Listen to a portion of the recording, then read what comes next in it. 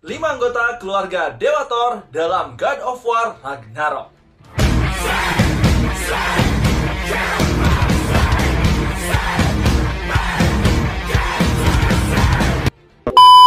Oke minasan, di anime history kali ini Sensei akan membahas terkait 5 anggota keluarga Dewa Thor dalam game God of War Ragnarok. Jadi akan seperti apakah dan siapa sajakah anggota keluarga Dewa Thor ini? So, tanpa basa-basi lagi minasan, langsung aja kita gas ke pembahasannya di anime history.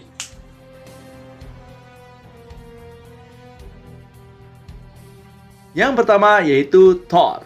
Nah, pria satu ini merupakan salah satu Aesir terkuat sekaligus terkejam di Asgard. Bagaimana tidak, ia sendiri diketahui pernah membunuh sebagian besar para Jotnar hingga tersisa sedikit yang masih bertahan hidup di Jotunheim.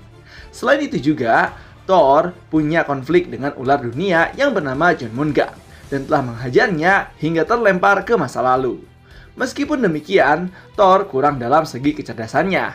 Ia hanya bergerak jika diperintahkan oleh Odin dan selalu menghabiskan waktu dengan mabuk-mabukan bersama para Einherjar.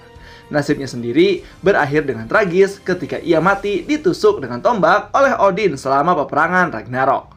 Padahal saat itu, Thor sudah menyadari kesalahannya dan mulai berdamai dengan Kratos. Yang kedua, yaitu Sif, istri Dewa Thor. Berbeda dengan suaminya, Sif terkenal sebagai perempuan Aesir yang cerdas. Oleh karena itu, dia diangkat sebagai diplomat oleh Dewa Odin dalam God of War Ragnarok. Berkat kecerdasannya juga, Sif berhasil menyadari motif sejati Odin dan berkali-kali meyakinkan suaminya untuk tak mengikuti perintah ayahnya yang tak masuk akal itu. Ia juga dikenal sebagai ibu yang baik bagi anak-anaknya, meskipun Magni dan Modi berstatus sebagai anak tiri. Semenjak kematian keduanya, Sif sempat menjadi overprotective pada Truder, yang sejak awal bercita-cita menjadi Valkyrie. Pasca berakhirnya Ragnarok, ia menjadi perwakilan para Aesir dalam menjalin hubungan perdamaian dengan kaum Vanir, yang diwakili oleh Hildipsni. Yang kedua, yaitu Magni. Magni adalah anak sulung dari Thor dan juga merupakan salah satu kebanggaan dari dewa petir tersebut. Gara-gara itu, ia sering menjadi sumber kecemburuan bagi Modi yang merasa dinomorduakan dalam keluarganya tersebut. Magni sendiri ditampilkan bertarung menggunakan pedang besar sebagai senjata utamanya. Selain itu juga, ia bisa menggunakan petir dengan bebas seperti ayahnya Dewa Thor. Riwayat Magni sendiri berakhir ketika ia tewas di tangan Kratos saat berduel di lokasi alat pahat raksasa milik Tamur. Yang keempat, yaitu Modi. Nah, dari semua anak-anak Thor, Modi tampaknya bernasib paling sial. Saat berkontribusi membantu ayahnya yang terhimpit mayat raksasa Hrungnir, ia tak mendapat apresiasi karena tak begitu mencolok. Ia juga mendapat perlakuan tak mengenakan dari ayahnya, seperti saat gagal mengalahkan Kratos dan anaknya sehingga kena hajar sampai babak belur. Waduh, sadis juga ya Thor. Sama seperti Magni, Modi juga berakhir menyedihkan setelah ia ditusuk dan didorong Atreus jatuh ke jurang. Aduh, udah mah sial ya. Yang kelima, yaitu Truder. Nah, Truder ini adalah satu-satunya anak gadis dari Thor.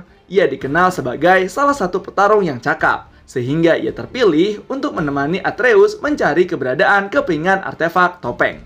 Ia juga merupakan anak yang benar-benar diperlakukan baik oleh kedua orang tuanya, pasca gugurnya Magni dan Modi. Meskipun demikian, mimpi Truder menjadi seorang Valkyrie sempat terhalang gara-gara sikap overprotective dari Sif. Tidak hanya itu saja, Truder juga berhasil menjadi satu-satunya keturunan Thor yang masih hidup sehingga ia terpilih menjadi pemegang sah palu Mjolnir. Dan dalam God of Ragnarok sendiri, ternyata Truder menjadi Valkyrie berpasangan bersama siapa? Yaitu Raiden Tamimon untuk melawan Dewa Shiva. Tapi kita nggak tahu nih, apa hubungan Truder dan Thor di God of Ragnarok. Nah, itulah dia minasan terkait pembahasan 5 anggota keluarga Dewa Thor dalam game God of War Ragnarok. Dan juga kita diperlihatkan fakta bahwa Truder yang merupakan Valkyrie terkuat pasangan Raiden Tamimon merupakan anak Dewa Thor itu sendiri. Tapi kita tidak tahu nih dalam manga God of Ragnarok apakah hubungan antara Truder dan juga Thor tersebut merupakan anak dan ayah, kita tidak tahu. Tapi bagi minasan yang tahu, silahkan isi di kolom komentar ya. So, tetap saksikan di channel Tao-chan agar minasan tidak ketinggalan info terbaru dari Sensei. Sekian dari Sensei, and bye-bye!